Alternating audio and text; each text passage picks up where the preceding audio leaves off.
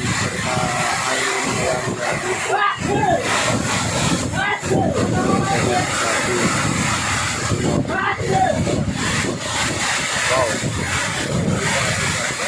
terbang, terbang, terbang.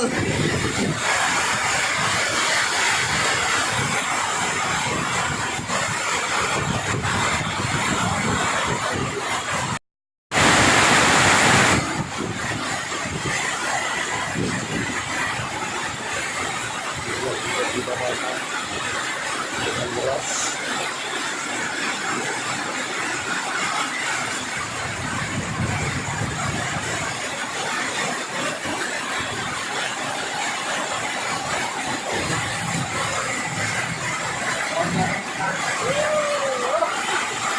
Mekanik baru datang, kita ingat.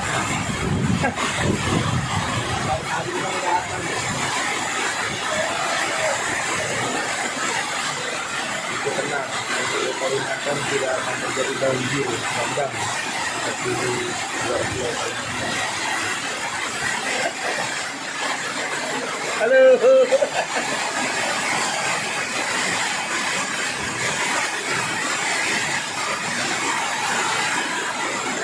Angin.